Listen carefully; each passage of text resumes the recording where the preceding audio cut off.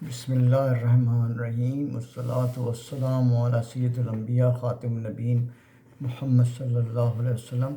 پاکستان منزل بہ منزل فیاض مدثر الدین کے ساتھ جاری ہے۔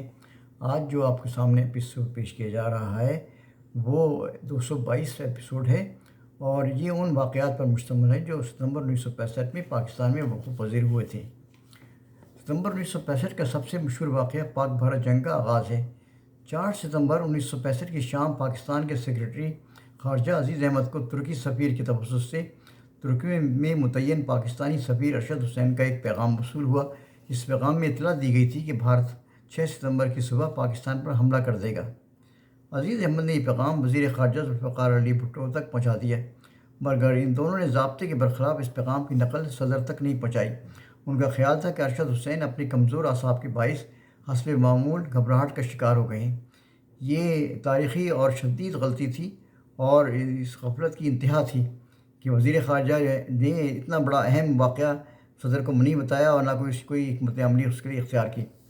آخرکار 6 ستمبر 1965 کو صبح بھارت نے واقعی پاکستان پر حملہ کر دیا۔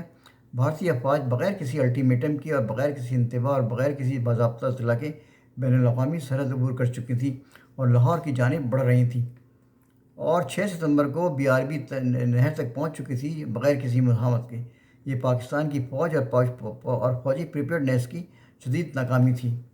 یہاں یاد رہے کہ BRB نہر پاکستان کی جو بارڈر سے 10 میل اندر ہے۔ آخر دوپہر کو صدر ایوب نے قوم کو جگایا اور یہ تاریخی جنگ اور پھر قوم سے خطاب کیا۔ یہ تاریخی جنگ ہماری باحوصلہ قوم اور مسلح افواج نے بڑی یکجان ہو کر لڑی۔ ایک جانب پاکستان کی مسلح افواج نے ساز و سامان اور نفری کے لحاظ سے اپنی سے بڑی قوت کو پسپا کر دیا، تو دوسری طرف پاکستانی قوم نے اپنے اتحاد سے دشمن کو براندام کر دیا، اور 17 دنوں میں اہل پاکستان نے من حیث قوم باہمی محبت اور شفقت اور جرأت اور باہمی قوت کے ساتھ اس مشکل کا مقابلہ کیا۔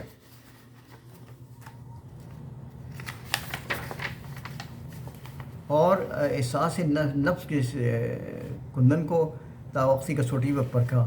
اس آزمائش میں ہر طرح پورے اترے۔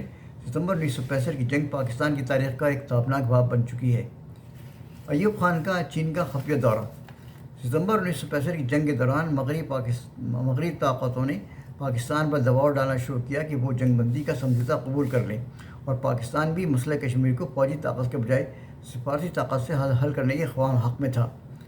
تمام پاکستانی علماء اور عوام کا متفقہ فیصلہ اور رائے اس وقت بھی تھی اور آج بھی ہے کہ کشمیر کا فیصلہ صرف جنگ ہی سے حل ہو سکتا ہے، اور کسی چیز سے حل ہونے کا کوئی امکان نہیں۔ اور یہ تاریخ نے اور وقت نے ثابت کر دیا کہ اس گفت و شنید جاری ہے، اقوام متحدہ کی قراردادیں پاس ہو رہی ہیں اور میوچل ڈسکشن ہو رہا ہے، لیکن اس کے باوجود کشمیر کے حل کے لیے ایک انچ اس سے کامیابی نہیں ہوئی ہے، بلکہ اور بد سے بدترین ہوتا چلا جا رہا ہے۔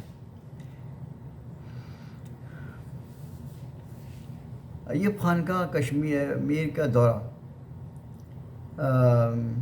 اس موقع پر صدر ایوب نے مناسب سمجھا کہ اپنے دیرینہ حریف اور دوست ملک عوامی جمہوریہ چین کے وزیر اعظم چیان لائی سے براہ راست مشاورت کریں۔ چنانچہ 19 اور 20 ستمبر 1965 کی درمیانی رات کو صدر ایوب پشاور سے ایک طیارے کے ذریعے بیجنگ پہنچے اور اگلی شب واپس آ گئے۔ اس دور میں اس وزٹ میں ذوالفقار علی بھٹو ایوب خان کے ہمراہ تھے۔ دونوں نے چیان لائی اور مارشل چنگیزی کے ساتھ 2 طویل ملاقاتیں کی۔ چینی لیڈروں نے پاکستان سے کہا کہ انہیں مذاکرات کی میز پر آنے کے بجائے ایک طویل جنگ لڑنے پر آمادہ ہونا جانا چاہیے۔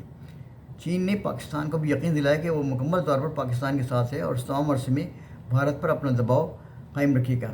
پاکستان کو مغربی طاقتوں کے سامنے نہ جھکنا چاہیے، مگر ناندیش اور خوفزدہ پاکستانی حکمران ایک طویل عرصے تک جنگ لڑنے کے لیے آمادہ نہیں تھے۔ چنانچہ پاکستان نے چین کے مشوروں کو نظر انداز کیا، اور پھر وہی ہوا جو امریکہ اور روس چاہتے تھے۔ 23 ستمبر 1965 کو پاکستان نے جنگ بندی کی قرارداد اور روس کی جانب سے مذاکرات کی دعوت دونوں کو قبول کرنے کا اعلان کیا۔ سلامتی کونسل اور جنگ ستمبر 1965۔ ستمبر 1965 کی جنگ کے دوران اقوام متحدہ میں پاکستان کی نمائندگی کا فریضہ جناب احسن ظفر انجام دے رہے تھے، جو ان دنوں پاکستان کے وزیر قانون تھے۔ 20 ستمبر 1965 کو سلامتی کونسل نے قرارداد منظور کی۔ اس میں پاکستان اور ہندوستان کو حکم دیا گیا کہ وہ 22 اور 23 ستمبر کے درمیانی شب کو جنگ بند کر دیں۔ صدر ایوب نے ایک ٹیلی گرام تار پاکستان کے نمائندے مسٹر بھٹو کو جنگ بندی کی قرارداد منظور کرنے کو کہا، اور اس طرح ستمبر 1965 کی جنگ بغیر کسی فائدے کی اور کشمیر کے حل کے لیے یہ بغیر ختم ہو گئی۔ جنگ ستمبر میں سب سے مشہور اہم واقعہ یہ بھی کہ ایم عالم کا تاریخی کارنامہ ہے۔ 7 ستمبر 1965 کو بھارت کے 10 ہنٹر طیارے سرگودا کے ہوائی اڈے کو نشانہ بنانے کے لیے بھیجے گئے۔ سرگودا ایئر بیس پر پاک فضائی کے دفاع کی ذمہ داری اسکواڈرن لیڈر ایم عالم کے ذمہ تھی۔ دشمن کے طیارے جو ہی سرگودا کی فضائی حدود میں داخل ہوئے، ایم عالم نے اپنے سیبر جیٹ طیارے سے دفاعی کارروائی کی اور ایک ہی جھڑپ میں ان 10 میں سے 5 ہنٹر طیاروں کو مار گرایا۔ ایم عالم نے یہ 5 طیارے مختصر 30 سیکنڈ میں تباہ کیے، جو کہ عالمی ریکارڈ ہے۔ ایم عالم دشمن کے 2 طیاروں کو مار گرانے پر ایک دن پہلے ہی ستارہ جرأت کا اعزاز حاصل کر چکے تھے۔ 7 ستمبر 1965 کو انہیں یہ اعزاز دوبارہ عطا ہوا۔ وہ پاک فضائی کے واحد ثبوت ہیں جنہیں ایک ہی تمغہ 2 مرتبہ، اور وہ بھی ایک دن کے وقفے کے بعد دیا گیا۔ ستمبر 1965 کا اور مشہور واقعہ یوم فضائیہ ایئر فورس ڈے ہے۔ 1965 کی پاک بھارت جنگ میں جہاں پاکستان کی بری اور بحری افواج نے ناقابل فراموش کردار ادا کیا، وہیں پاک فضائی کا کردار بھی سنہری حروف سے لکھنے کے قابل ہے۔ 6 ستمبر 1965 کو جنگ کے پہلے ہی دن پاک فضائیہ نے بری فوج کے دوش بدوش بڑا اہم کردار ادا کیا اور پٹھان کوٹ، اعظم پور اور ہلواڑہ کے ہوائی اڈوں پر حملہ کر کے دشمن کے 22 طیارے اور ٹینک اور بھاری توپیں اور دوسرا اسلحہ تباہ کر دیا۔ لیکن جنگ کا اگلا دن یعنی 7 ستمبر 1965 دن تو فضائیہ کا دن تھا۔ 7 ستمبر 1965 کو پاک فضائیہ نے دشمن کے ہوائی اڈوں پر حملہ کر دیا اور لدھیانہ، جالندھر، بمبئی، کلکتہ کے ہوائی اڈوں پر حملہ کر کے مجموعی طور پر دشمن کے 31 طیارے تباہ کر دیے۔ پاک فضائیہ نے بھارتی فضائیہ کے خلاف اپنی کارروائی 6 ستمبر کی شام کو 5 بجے کے بعد شروع کی اور 7 ستمبر شام 5 بجے سے پہلے دشمن کے 53 طیارے تباہ ہو چکے تھے اور تباہ کر کے ناقابل شکست فضائی برتری حاصل کر لی۔ راجہ عزیز بھٹی کو نشان حیدر عطا فرمایا، پاکستان کا سب سے بڑا اعزاز ہے جو 26 ستمبر 1965 کو صدر ایوب نے پاک فوج کے 94 افسروں اور فوجیوں کو جنگ ستمبر میں بہادری کے کارنامے انجام دینے پر مختلف تمغوں اور اعزازات سے نوازا۔ ان اعزازات میں سب سے بڑا تمغہ نشان حیدر تھا، جو میجر عزیز بھٹی کو دیا گیا۔ 6 ستمبر 1965 کو جب بھارت نے پاکستان پر حملہ کیا تو میجر عزیز بھٹی لاہور سیکٹر میں برکی کے علاقے میں ایک کمپنی کی کمان کر رہے تھے۔ اس کمپنی کے 2 پلاٹونوں نے BRB نہر کے دوسرے حصے پر دفاع کر رہے تھے۔ راجہ عزیز بھٹی نہ صرف دشمن کے دباؤ کا سامنا کرتے رہے بلکہ اس حملے کا تابڑتوڑ جواب بھی دیتے رہے۔ اس دوران دشمن کا ایک ٹینک کا گولہ ان پر آن لگا، جس سے وہ موقع پر ہی شہید ہو گئے۔ اس دن 12 ستمبر 1965 کی تاریخ تھی اور ان کی اعلیٰ ترین قیادت اور عظیم المثال جرأت کے سلسلے میں انہیں نشان حیدر دیا گیا۔ یہ اعزاز ان کی وفات کے بعد ان کی بیوہ نے وصول کیا۔ 1 ستمبر 1965 کو پاکستانی فوج مقبوضہ کشمیر میں داخل ہو گئی۔ 4 ستمبر 1965 کو اقوام متحدہ نااہل اور جانبدار صدر سیکرٹری جنرل اوتھانڈ نے کشمیر کے سوال پر پاکستان کے خلاف اپنی رپورٹ شائع پیش کر دی۔ پاکستان پر مداخلت کا الزام اور بھارت کی حمایت۔ 5 ستمبر 1965 کو بھارت کا اہم فوجی مرکز جوڑیاں فتح کر لیا گیا۔ 6 ستمبر 1965 کو بھارت نے لاہور کے 3 محاذوں پر بین الاقوامی سرحد عبور کر کے لاہور پر حملہ کر دیا۔ پاکستانی فوج کی انپریپیئرڈنیس کی وجہ سے بھارت کی افواج BRB نہر تک پہنچ گئیں، جو کہ سرحد سے 10 میل دور اندر ہے۔ 8 ستمبر 1965 کو بمبئی کے قریب بھارت کا بحری اڈہ دوارکا تباہ کر دیا گیا۔ پاکستان افواج نے لاہور سے 8 ستمبر کو ہی پاکستانی افواج نے لاہور سے 10 میل دور اندر بھارت کی فوج کو شدید پیش قدمی سے روک لیا۔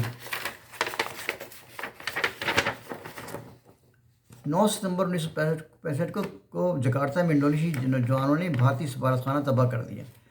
9 ستمبر 1965 کو دہلی میں روزنامہ جنگ کے نامہ نگار آصف جیلانی کو گرفتار کر لیا گیا۔ 10 ستمبر 1965 کو صدر ایوب نے اعلان کیا کہ اب جنگ دشمن کے ایک ملک میں ہوگی۔ 10 ستمبر 1965 کو دفاعی فنڈ کے قیام کا اعلان ہوا۔ 10 ستمبر 1965 کو ہی پاک فضائیہ کے ہلواڑہ، اعظم پور، جودھ پور، پٹھان کوٹ اور جام نگر کے ہوائی اڈوں کو تباہ کر دیا۔ 10 ستمبر 1965 کو ہی پاک فضائیہ کے سربراہ نور خان کو ایئر مارشل کے عہدے پر ترقی دے دی گئی۔